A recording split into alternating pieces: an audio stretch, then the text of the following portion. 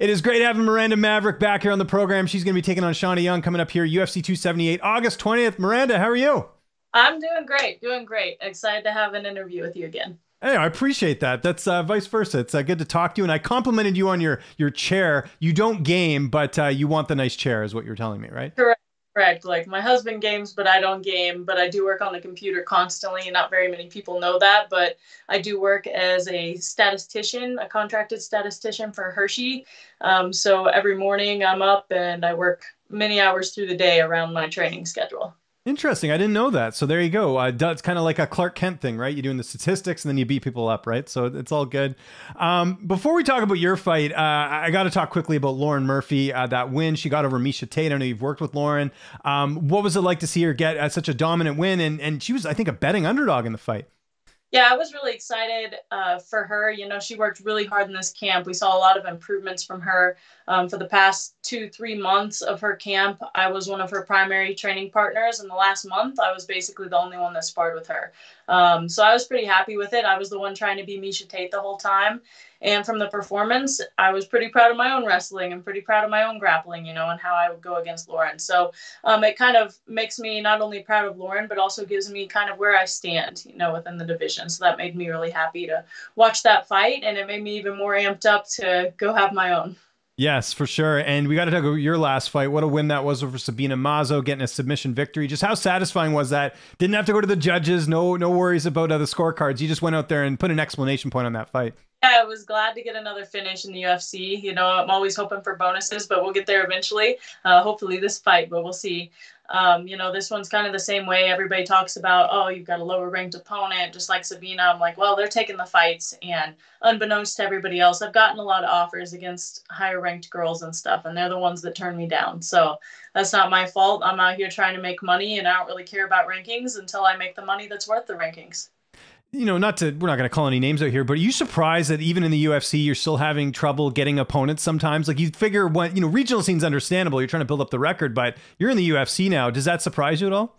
It surprises me that they so easily turn stuff down. You know, I'd be a little bit worried almost to turn down a fight in the UFC, but a lot of them, I get it to where they're like, oh, I'm on, let's say their third fight of their contract. They're like, I don't want another loss or something like that.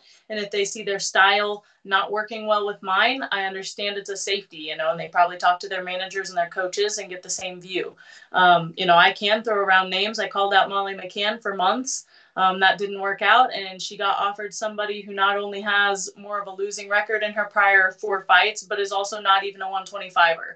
So I feel like they're just throwing Molly McCann a can so that she can look good in the UFC London card. And I'm not shy about talking about that. I think it's obvious that's what's happening. Well, and she's a big betting favorite. I don't know if you're a stats person. If you look at the odds, she's like -500 in that fight. Yeah, absolutely. Why wouldn't she be? It's a UFC London card. They want to see her win in front of her home country, get more hype for the UFC out there. There you go. Maybe a future matchup. We'll see. Back to you, though. Was this the right amount of time off in between fights, or were you trying to get one in there a little bit sooner? Trying to get one in there right away. You know, I got offered probably 2 months before this one was a 2-week notice fight against Courtney Casey. That one didn't go through either. I was ready to go. I was ready to go within a few weeks after my Sabina Mazo fight. You know, I tried to take a month between. 2 months is enough for me, and I'm ready to go again. It's to the point where, yes, you want to learn between your camps, right? You want to learn between your fights. But once you get to a certain level, there's no this much movement anymore. It's just little bitty notches every time you fight. And I think that's where I'm at. I am proud to say that since I've moved to Colorado, I feel like I've had big leaps, but not necessarily a time thing, just purely a learning, going to different coaches, different styles, and seeing these different things. Let's talk about your opponent here, Shanna Young, 8-4 record. What do you know about her? How do you feel like you match up against her in this fight? I've fought Shanna before. I'm really surprised she even took the fight, to be honest. I fought her back in Invicta during my 3 fights in one night, finished her in about 2 minutes with a rear naked choke. I remember I went to go kick her. She hit me with a cross at the same time, and I fell, not from like getting hit hard, just, you know, the balance when I'm kicking, and she punched. And I like kind of stumbled backwards and went to technical stand up, and she thought she had like hurt me or something because the crowd, of course, roared when I fell, and I took her down right away and submitted her. I really don't see this one going too different, except I have striking this time around. And I think she needs to be really afraid of that too. I feel like my striking will be a lot better than hers this time around, where before I was just a grappler. And I feel like her grappling doesn't even compare. She has that wrestling background, but the only thing she'll have is a little bit of defense against the cage maybe that she didn't have before. And I plan on exploiting every single one of her holes and going in there and putting on another dominant performance.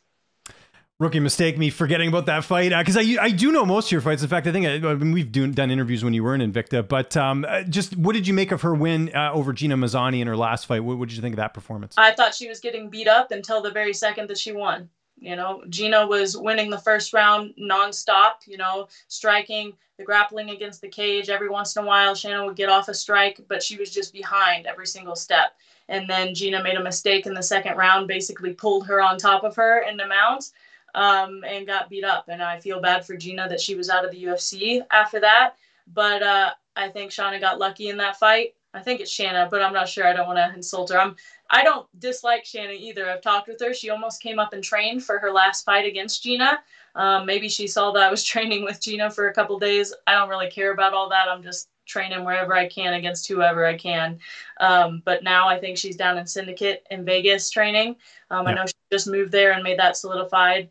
But yeah, I wasn't too impressed with her last fight or any of the others. And I'm ready to go in there and, like I said, exploit all of her holes. Love it. Training camp, obviously a lot of girls you train with over there at Elevation. Who have been some of the main ones you've been working with? I know one of them, and I'll mention her in a second, but I want to hear who you've been working with. Yeah. So Lauren Murphy, obviously up to this point for months, I was training with almost just her. JJ Aldrich is in this camp. Claire Guthrie, who was on the Tough Show. People know about her. But right now, my main training partner this last couple of weeks has been Haley Cohen. If anybody keeps up with her, Texas girl getting ready to fight on Contender Series, I think a week before my fight. So she's coming out here. The only thing with her is we're both southpaws, which is a new look for both of us. But that's been interesting. I'm good at going orthodox when I need to. I went orthodox the entire camp for Lauren Murphy, and I was excited to be able to go back to southpaw. But I will say it improved my stand-up game a lot, switching from both stances. Yeah, that was the training partner I was going to bring up. I know Haley really well. Again, we've done interviews over the years. She's had such a hard time getting fights, and then she finally got that one in Invicta, and now here we are with the opportunity. One thing I was curious about, she used to fight at 25. How strong is she when you're in there with her? Because she just, I mean, you see how athletic she is. Yeah, she's athletic. She's strong. You know, I'm not going to say too much. I don't want to exploit any of her holes. Right. But I will say I think I'm one of the strongest 125ers there is. So I match up pretty well against her, but it's definitely nice having her around. She pushes me, I push her, and we get in some really good rounds. I think she's staying for another week or so. And then Lauren will be back up here for me the beginning of August, and we're going to get a couple of weeks of work in for my camp, kind of as a, you know, you helped me, I helped you, and I know she's going to be out here for future camps as well. That's awesome. That's great. How about the elevation? How much does that improve things just with, you know, being in altitude and getting to work? And I'm sure the conditioning's a lot better too. It's hard to tell until you go somewhere where there is no elevation. So when I go back home to Missouri, I can definitely tell, like, I feel like I could do rounds all day, every day. And, you know, I'm in a gym where I do MMA every day, all day. I'm not doing 2-minute rounds for Muay Thai or 3-minute rounds anymore. I'm doing 5-minute rounds every time I go. You know, sometimes you get up to 6 to 8 rounds a day in of sparring, and it's good work. And I'm doing 3 to 4 trainings a day. I just never had that kind of opportunity in other places I've been, or at least not to where they're separated, to where I'm staying healthy throughout the day instead of, you know, 4 hours straight and then you're fatigued by the end. And I feel amazing. I'm in better shape than I've ever been consistently. You know, I get in good shape every time when I'm getting ready for my fights. But now for the past 4 months, I've literally been to where if they called me in a week, I could make weight and I'm ready to go. Love it. Who's going to be in your corner for this fight? My dad is pretty much always, and then Elliot Marshall and Justin Houghton, who is Elliot Marshall, of course, runs a lot of the Easton gyms and is my head coach, and then Justin Houghton is more of my striking coach and runs pound for pound Muay Thai. Love it. And how do you see this fight playing out? You kind of talked a little bit about it there. I imagine we're going to see another finish here. Yeah, I mean, I'm hoping to use some of my striking and show a finish there, to be honest. I'm really excited about some of the stuff we've been working. And I think everyone will be surprised because just like my Sabina fight, I showed a little bit different things in that fight. I was playing around a little bit with new striking.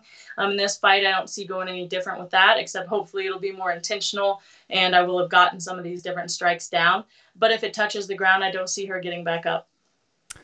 Got to ask you about a big women's fight that's coming up next Saturday. We've got obviously the rematch between Amanda Nunes and Juliana Pena. What's your take on that fight? Because it's really interesting to me with how that fight, the first fight, played out with Nunes winning the first round and then kind of running out of steam, and Pena took advantage and won the title. How do you think the rematch will go? I think Nunes will win. I think she was, I like Nunes, I like Pena both, but I will say I think Nunes was almost sick of holding the title. It gets almost boring, or it gets to where there's just so much pressure. And I think now she'll come in a new person.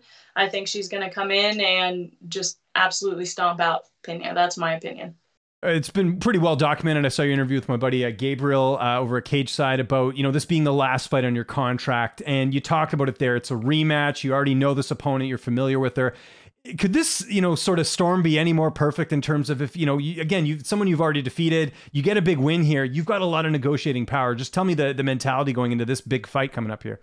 Yeah, I bet on myself, basically. I got an offer for another contract, and I basically said, I want more money. And they said, all right, we'll talk about it when you win, And so I don't think there's any doubt I'll get signed. Like, everybody's freaking out when that got posted, and they're like, oh my goodness, they're going to let it go. I'm like, I have no concerns, no worries that they'll let me go. I don't even think that's in the cards. It was just a matter of me not wanting to take the offer I got and me saying I wanted a higher one. And they said, well, let's fight it out. And I'm going to bet on myself and I'm going to fight it out. In worst case scenario, I get the offer they gave me if something goes wrong. There's a lot of stuff going on in your division. First and foremost, I know it was a couple months back, but we had that Valentina Shevchenko and Talia Santos fight. I was just curious how you thought that fight played out, because obviously Valentina got the win. Some people felt like maybe she didn't do enough. What was your assessment of that fight? I think Talia finally showed the holes that I had seen. I shouldn't say holes, because Valentina's good everywhere, right? But Talia came in there ready to wrestle, ready to grapple, ready to do everything she needed to do. I think a problem is a lot of fighters go in there so intimidated by Valentina. You can see it from the start. They'll be backing up, or they're worried about her speed in the striking instead of just going in there and playing their own game. I think Jennifer Maia was the first one to show that there was any kind of holes. When she took her down, she won a round or two, but definitely didn't get that win. And then Talia, I think, was able to perform a little bit better than Maia in terms of kind of making the champ struggle a little bit for the first time.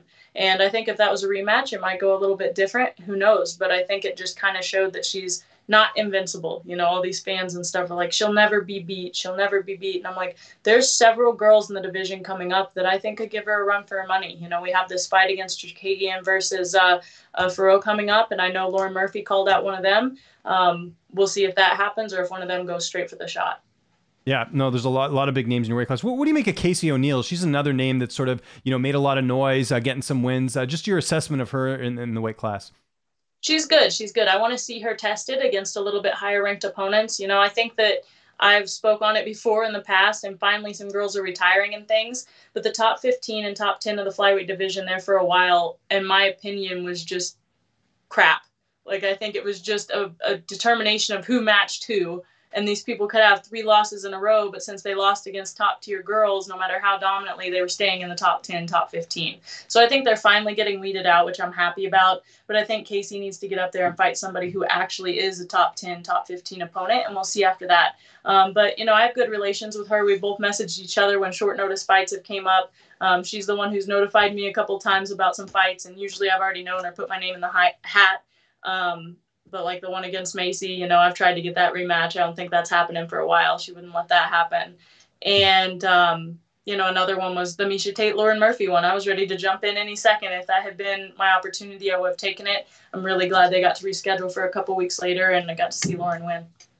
What did you make of Macy's win over Jessica Ai back at UFC 276? To be honest with you, I have not watched it. I've only seen the highlights. I need to go back and watch it. But, Jessica Ai was on her way out. I think everybody pretty much knew that.